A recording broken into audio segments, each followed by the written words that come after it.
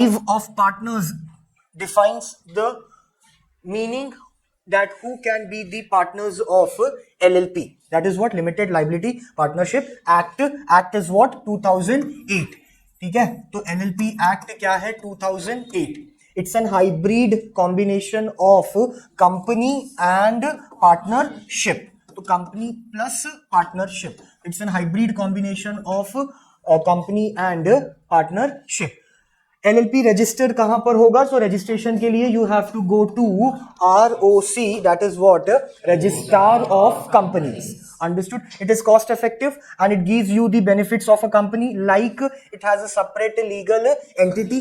So LLP अलग and the partners who are working under LLP are totally different. They are not been called as a partners, they are been called as designated partners. ठीक है, तो partner जो होगा LLP का, that should not be found of any unsound mind. ठीक है, ये हमारा सेम कॉन्ट्रैक्ट जैसा था कि अनसाउंड माइंड नहीं होना चाहिए. ठीक है, it should not be insolvent, understood, or it should not be anything which is he has applied to be ejected as an insolvent and his application is pending. मतलब वो convicted हो गया है कि वो insolvent है.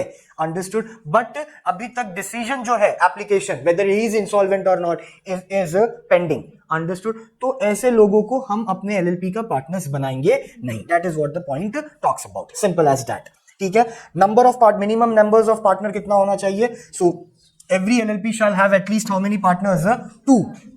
ठीक है, that is what written there. If at any time the number of partners of a LLP is reduced to below 2. ठीक है, and the LLP carries on business for more than 6 months, for more than 6 months while the number is so reduced. मतलब member जो पहले 2 थे वो अब कितने member हैं? 1.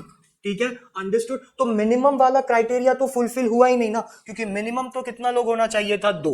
अब जब 2 नहीं है, 1 ही मेंबर है, तो that 1 member is responsible for all the functioning of the LLP. Functioning of the LLP का मतलब कि वही आदमी पूरा कंपनी में क्या कर रहा है, वो पूरे फर्म में क्या कर रहा है काम. Then he is liable, personally liable.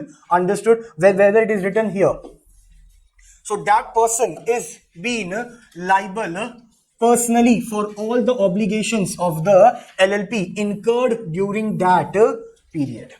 तो वो जो एक पर्सन बचा है, that one partner, him alone shall be liable personally. ठीक है, अंडरस्टूड. वैसे भी वो LLP अब रहा नहीं, क्योंकि LLP का मिनिमम मेंबर्स कितना होना चाहिए था? 2.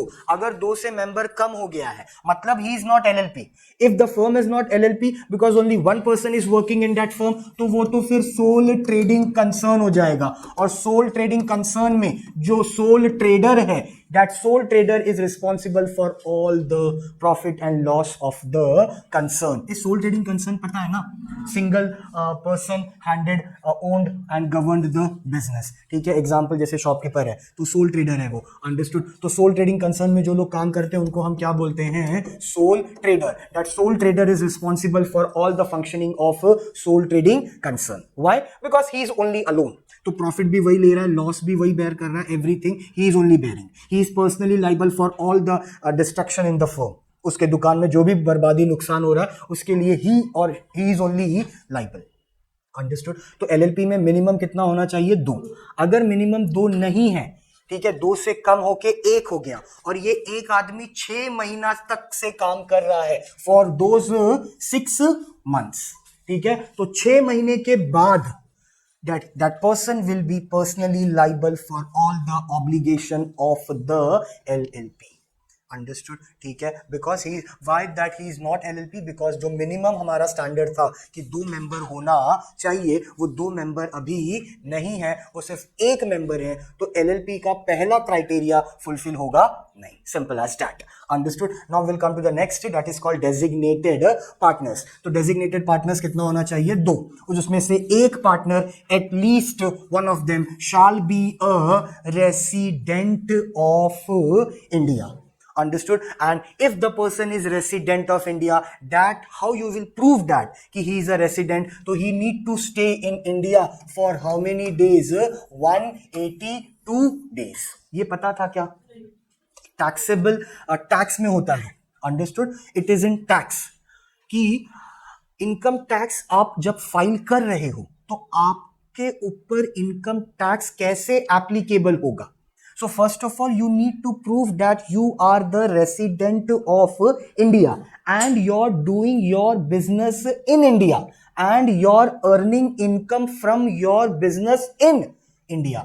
Then you are applicable to pay the IT in India. IT बोला तो income tax. Did you get that point? What I have told you? ज्यादा इंग्लिश हो गया क्या? नहीं, पक्का. तो if you are the resident of India, you are earning in India, you are doing a job in India, and you are earning in India, getting a salary in India, तो आप IT return भी कहाँ file करेगा? India में. लेकिन ये कैसे पता चलेगा sir whether that person is a resident of India or not? To prove the residency of that person need to stay in India for more than 182 days. तो अगर कोई इंसान 182 डेज से ज्यादा इंडिया में है और यहां पर वो काम कर रहा है और यहां से वो कमा रहा है और वो यहां पर मोर देन 182 डेज है, it means he need to pay the tax in India. 182 days को अगर मंथ्स में कन्वर्ट किया तो कितना हो जाएगा? 6 मंथ्स. और एक साल है तो एक साल, अच्छा मैंने बोला 182 डेज से ज्यादा, मतलब कितना हो गया वो? 6 मंथ से ज्यादा. 6 मंथ से ज्यादा ही हुआ ना, 30 का पकड़ा तो 30 into 6 182 days. Then he is eligible. There is a subject called tax in TY BCom. ठीक है, उसमें ये पढ़ाया जाता है कि आप कैसे प्रूफ करोगे जब सामने वाला पर्सन, उसमें प्रॉपर सम्स है. ठीक है, that you need to first prove whether he is a resident of India or not. तो प्रूफ करने के लिए that he is a resident of India, you need to calculate. तो वो क्वेश्चन में दिया जाता है तुमको कि वो इंडिया में 31 जैन को आया, ठीक है, and then he moved to UK on 3rd March. ठीक है, तो 31 जैन अंडरस्टूड और 3rd मार्च के बीच में कितना डेज है, पहले वो कैलकुलेट करना है. अंडरस्टूड. फिर वो वापस आया, then he start earning, then again after 2 months he again back to UK, then again he comes. तो जितनी बार वो आ रहा है जा रहा है, वो टोटल पकड़ के 182 डेज हो रहा है क्या? that is the deal of crack. वो तुमको सॉल्व करना है. तो जितना इजी मैंने बताया उतना इजी क्वेश्चन होता नहीं है. इट काफी मैनिपुलेट्स यू. उसमें बहुत सी चीजें प्रूफ करनी पड़ती हैं. that whether he is a resident of India, if he is a resident of India, तो वो क्या है? ऑर्डिनरी रेसिडेंट है क्या? Ordinary resident. ऑर्डिनरी नहीं है तो फिर क्या है? नॉन ऑर्डिनरी है. ये ऑर्डिनरी रेसिडेंट है, इसका प्रूफ कैसे होगा? तो उसके लिए वापस हमने डेज अलॉट किया है कि 62 डेज होना चाहिए. Then only he will come under the category of what? Ordinary resident. ये इनकम टैक्स जो लॉ है ना, उसका ये मैं बता रहा हूं. अंडरस्टूड. उतना डिटेल में जाने का जरूरत at this age is not necessary. तुम सिर्फ इतना याद रखो, ठीक है? This is for your GK purpose. If somebody ask you कि the resident of India proof कैसे होता है according to income tax act, तो देन यू कैन से कि किसी का रेसिडेंट ऑफ इंडिया ऐसे प्रूव होगा अगर वो आदमी इंडिया में कितना दिन रह रहा है? मोर देन 182 डेज. फाउंडेशन लेवल पर अगर इतना भी पता है मतलब इट्स गुड. अंडरस्टूड. ये ordinary resident, non ordinary resident, ROR resident and ordinary resident, तो वो सब अलग डेज आ जाएंगे. ठीक है, तो उसमें डिटेलिंग में अभी जाने का जरूरत नहीं है because you have a subject of tax, उसमें ये पूरा आएगा TY BCom में, तो ऑब्वियसली तुम पढ़ेगा ही. ठीक है, बट ये याद रखना कि अगर किसी को रेसिडेंट ऑफ इंडिया प्रूफ करना है तो that person should stay in India for more than 182 days. Then he is liable to pay income tax in India. Income tax पे बात कर रहा हूं मैं. तुम बोलो सर हाउस प्रॉपर्टी टैक्स भरना होगा, तो दुकान का टैक्स भरना होगा, तो वो सब का मैं बात कर नहीं रहा हूं. I am just talking about IT.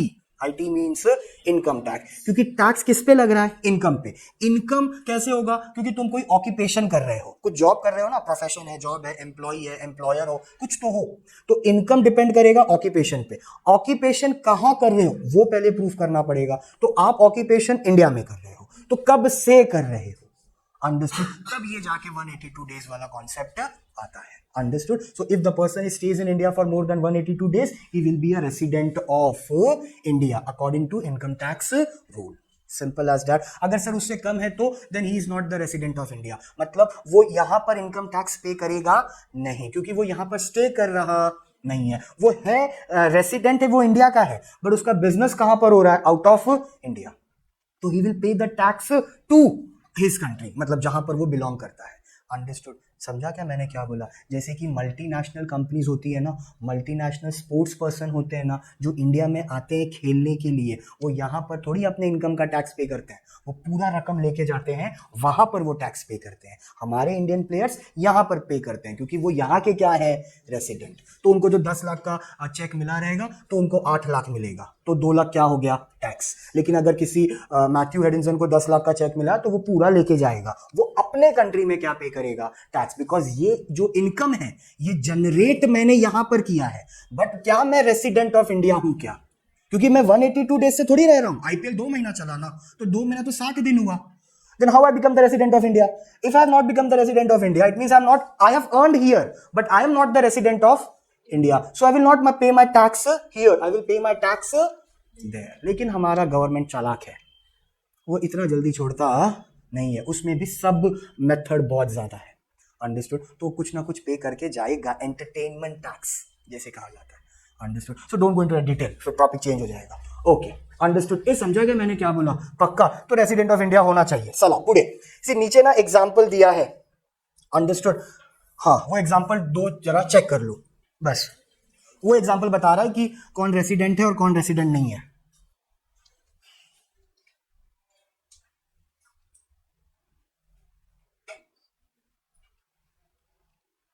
तो example says there is an LLP by the name Indian helicopters wow, ठीक है, एलएलपी। और कितने उसमें पर्सन हैं, पार्टनर्स कितने हैं, 5। Mister A non resident, mister B non resident, sorry mister C resident, mister D resident, miss E, okay, ठीक है, मिस ई क्या है, रेसिडेंट है।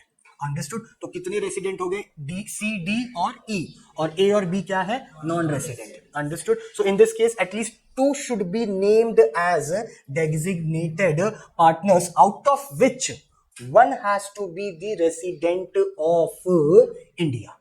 Understood? So hence if Mr. A and Mr. B are designated partners, will not serve as the designated partner because A और B क्या है, non resident है, then they are not the designated partner of an LLP which is registered in India.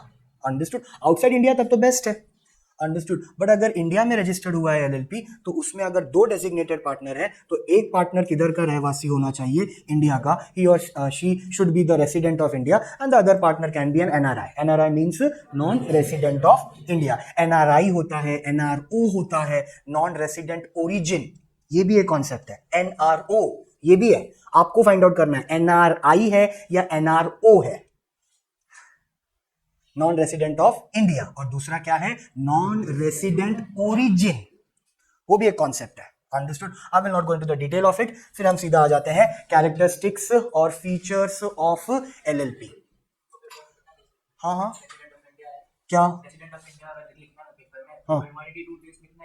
182 days, 120 उधर पे लिखा इसलिए तुम पूछ रहे हो ना। हाँ, इसलिए उस पर मैंने बात किया ही नहीं, तो जिस पे बात नहीं किया उस पर मत सोचो तुम, इग्नोर इट, ठीक है। कैरेक्टरिस्टिक्स ऑफ एलएलपी, ठीक है। सो कैरेक्टरिस्टिक्स ऑफ एलएलपी जो है उसमें सबसे पहला कैरेक्टरिस्टिक्स क्या है, that LLP should be a body corporate, मतलब the LLP should be a company.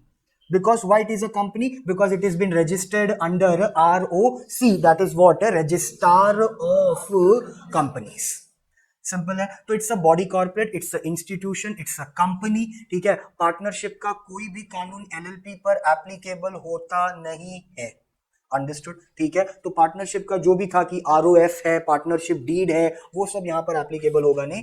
LLP एक प्रॉपर बॉडी कॉर्पोरेट है, एक कंपनी है, एक इंस्टीट्यूशन है, जो रजिस्टर कौन करता है उसको, ROC, that is registrar of company. Simple as that. Okay, second point क्या बोल रहा है, it has a perpetual succession. इसका मतलब भी पता होगा तुमको। परपेचुअल सक्सेशन मतलब क्या होता है, it goes on goes on goes, it will never die, ठीक है। Why? The LLP will not affect कि कोई मेंबर आया या कोई मेंबर फर्म छोड़, कंपनी छोड़ के चला गया, उसके आने से या उसके जाने से एलएलपी को फर्क पड़ता नहीं है। It will be there for longer period of time, perpetual, one after the another, succession one after the another, it will be there. Next is what? Separate legal entity. It's like again a company, separate legal entity है, मतलब LLP अलग और designated partners अलग। LLP का profit, LLP का, designated partners का उनका। Losses LLP का डेजिग्नेटेड पार्टनर्स का उनका अपना, ठीक है। The profit and the loss will not be shuffle between the LLP and the designated partners, ठीक है। एक पार्टनर का मिस्टेक हुआ है, उसका कॉम्पनसेशन दूसरा पार्टनर करेगा नहीं, क्योंकि हमारी लाइबिलिटी जॉइंट नहीं है, लिमिटेड है। पार्टनरशिप की लाइबिलिटी थी ना अनलिमिटेड और जॉइंट, तो जॉइंट पे हम हो जाते हैं कि नुकसान इसने किया बट भरपाई हमको भी भरना पड़ रहा है पार्टनरशिप में, क्योंकि लाइबिलिटी क्या है, जॉइंट है। बट एलएलपी में वो कॉन्सेप्ट यू डोंट हैव। तो एलएलपी में the liability is what, limited. तो किसी एक पार्टनर का नुकसान दूसरे पार्टनर को कॉम्प ऑफ करना नहीं है, वो आपका नुकसान है, you need to bear it. Understood, ठीक है। तो वही चीज है, separate legal entity. The next is what, mutual agency. So mutual agency, ये पॉइंट आ गया पार्टनरशिप का। म्यूचुअल अंडरस्टैंडिंग होना चाहिए बिटवीन हुम, बिटवीन द डेजिग्नेटेड पार्टनर्स, ठीक है। Next is what, LLP agreement, जिसमें हमने मेंशन करेंगे अपने डेजिग्नेटेड पार्टनर्स का नाम, अंडरस्टूड, फर्म का नाम, रजिस्टर्ड कब हुआ, कमेंसमेंट कब से हुआ, कमेंसमेंट का मतलब टू स्टार्ट ऑफ, ये सब चीजें। Next, like company, LLPs are also a artificial legal person created by law. Created by law.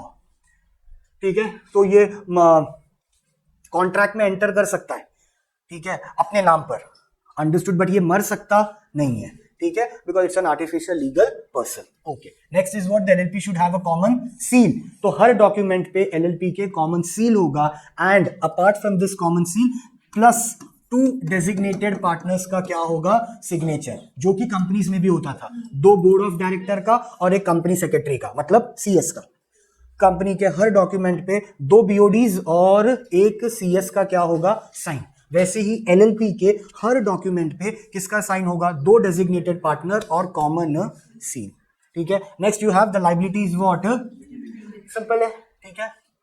Next, management of the business will be controlled, owned, governed by the two designated partner and the central government. अच्छा, and the central government. Central government मतलब कौन हो गया, Ministry of Corporate Affairs. That is what called central government. कल बताया था ना मैंने, Nirmala Sitharaman is the Ministry of Corporate Affairs. तो पूरा उनका नजर है, प्लस एमसीए जो है ministry of corporate affairs, plus कौन होगा, आरओसी, जिसने इनको क्या किया है, रजिस्टर। तो MCA and ROC will have a proper eye and control, governed, managed of all the businesses of LLP. So they play an important management role there. ठीक है, पार्टनरशिप में ये सब कुछ भी नहीं था, आरओसी था ही नहीं पार्टनरशिप में, अंडरस्टूड, क्योंकि आरओसी पार्टनरशिप कहां पर रजिस्टर हुआ था, आरओएस, तो वहां पर मिनिस्ट्री ऑफ कॉर्पोरेट अफेयर्स आएगा नहीं, आरओसी आएगा नहीं, लेकिन एलएलपी में आएगा। तो management will be controlled by MCA, that is ministry of corporate affairs, and ROC, that is what, central government. Okay, minimum and maximum number of partners, तो minimum होगा 2, मैक्सिमम का कोई भी लिमिट नहीं है, अंडरस्टूड। मिनिमम मेंबर कितना होगा, 2, और मैक्सिमम का कोई भी limit is not there. Okay, next obvious वाली बात है, इट्स अ कंपनी, तो my basic motive is to earn profit only, simple, ठीक है। Next is what, investigation. Investigation मतलब यहां पर if you are doing any kind of scam, scandal, fraud, understood, तो who will be the first person to consider this और to investigate this, that first person will be MCA and ROC, because register आपको इन्होंने किया है,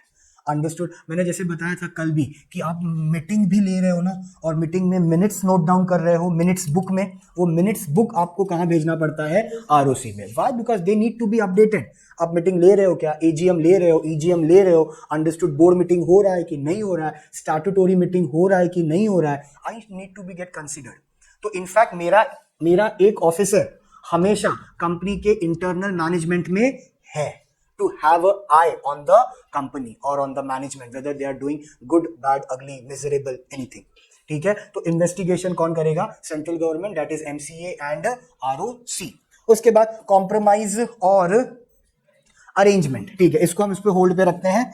फिर आते हैं then we will have conversion into LLP. So if you want to convert your private company into LLP, then you need to follow the LLP Act of 2008. इतना ही उसमें लिखा है कि अगर किसी प्राइवेट कंपनी को LLP में कन्वर्ट करना है तो उसे LLP का एक्ट ऑफ 2008 क्या करना होगा, फॉलो करना होगा, ठीक है। अब जरा इस वाले पॉइंट पे आ जाओ, कॉम्प्रोमाइज और arrangement. See what it is written there, check कर लेना बेटा जरा क्या लिखा है. सेंटेंस इज इजी या any compromise or agreement including merger and amalgamation of LLP shall be in accordance with the provision of the LLP Act of 2008. तो merger बोला तो हाँ merge, amalgamation बोला तो amalgamation खरीदना, एक्विजिशन करना मतलब आपने एक्वायर किया है. तो अगर आप किसी एलएलपी को एक्वायर कर रहे हो या किसी एलएलपी के साथ क्या हो रहे हो, मर्ज, अमालगमेटेड. तो मर्जर का क्या रूल्स है, अंडरस्टूड. अमालगमेशन का क्या रूल है, एक्विजिशन का क्या रूल है, एक्वायर करने के लिए क्या प्रोटोकॉल फॉलो करना है, that you need to follow of LLP act 2008. Companies act नहीं फॉलो करना, एलएलपी एक्ट फॉलो करना है, अंडरस्टूड. कंपनीज एक्ट 2013 अलग है, हम पूरा कंपनी नहीं है, हम मिक्सचर है कंपनी का और पार्टनरशिप का, हम हाइब्रिड कॉम्बिनेशन है. तो हम कंपनीज एक्ट 2013 फॉलो नहीं कर रहे हैं, हम एलएलपी एक्ट फॉलो कर रहे हैं. तो अगर हम किसी के साथ मर्ज हो रहे हैं या किसी एलएलपी को हम एक्वायर्ड कर रहे हैं, तो at that point of time I need to follow the rules and regulations of LLP act of 2008. Simple इतना ही है. नेक्स्ट, कन्वर्जन हो गया. ई फाइलिंग ऑफ डॉक्यूमेंट्स होना चाहिए. ई फाइलिंग मतलब होता है इलेक्ट्रॉनिक फाइलिंग ऑफ डॉक्यूमेंट्स. वहां पर देखो वेबसाइट भी दिया है mca.gov.in, वहीं पर जाके आप अपने आप को रजिस्टर कर सकते हो. और फिर आ गया फॉरेन एलएलपीज. फॉरेन एलएलपीज मतलब वो एलएलपीज हैं जो रजिस्टर हुआ है outside India. Simple as that, simple है. चलो नेक्स्ट पे हम आ जाते हैं, एडवांटेजेस ऑफ एलएलपी.